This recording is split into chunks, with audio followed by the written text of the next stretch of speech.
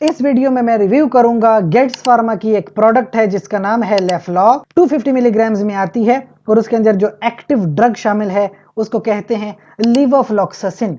ये एक एंटीबायोटिक है, ये एक बैक्टीरिया को मारने वाली ड्रग है। लीवोफ्लॉक्सासिन क्विनोलोन क्लास से बिलोंग करती है और जैसे कि मैंने अर्ज किया कि ये बैक्टीरिया को किल करती है, बैक्टीरियल इन्फेक्शन से आपको बचाती है या बैक्टीरियल इन्फेक्शंस को ट्रीट करती है। तो मुख्तलिफ तरह के बैक्टीरियल इन्फेक्शंस होते हैं जिसका मैं जिक्र करूं। सबसे पहले अगर मैं सांस की नलियों का जिक्र करूं, फेफड़ों का जिक्र करूं, तो सांस की नलियों का एक इन्फेक्शन होता है, उसको ब्रोंकाइटिस कहते हैं। तो ब्रोंकाइटिस अगर हो जाए उसके लिए लेफ्लॉक्स एक यूजफुल ड्रग है।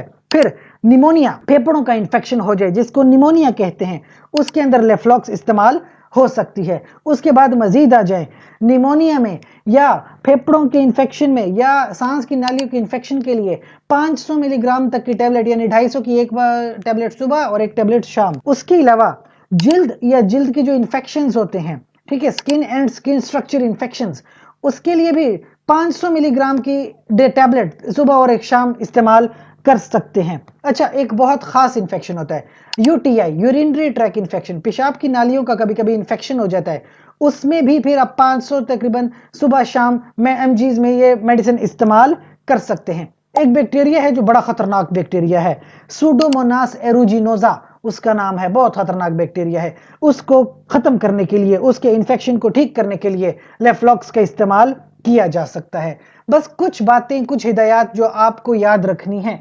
सबसे पहली चीज, जिन लोगों को मसला हो पट्टों में, यानी मसल्स के अंदर कोई मसला हो, हड्डियों या जोड़ों के अंदर कोई मसला हो, ब्रेन का कोई मसला हो, नर्व्स का या सेंट्रल नर्वस सिस्टम का कोई मसला हो, तो वो एहतियात करें और इस मेडिसिन का इस्तेमाल ना करें।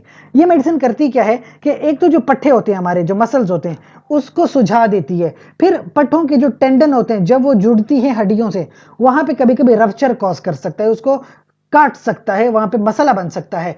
ज्यादातर ये मसला उन लोगों में कॉमन है जिनकी उम्र 60 साल से ज्यादा है, जिनको कमजोरी महसूस होती है, उनमें यह मसला ज्यादा है, टेंडन और टेंडन रप्चर। इसके अलावा टैबलेट्स खा के, मेडिसिन खा के धूप में ना फिरा करें क्योंकि फोटोसेंसिटिविटी हो सकती है। बाद में इस मेडिसिन का असर भी पड़ता है लिवर के ऊपर, किडनी के ऊपर।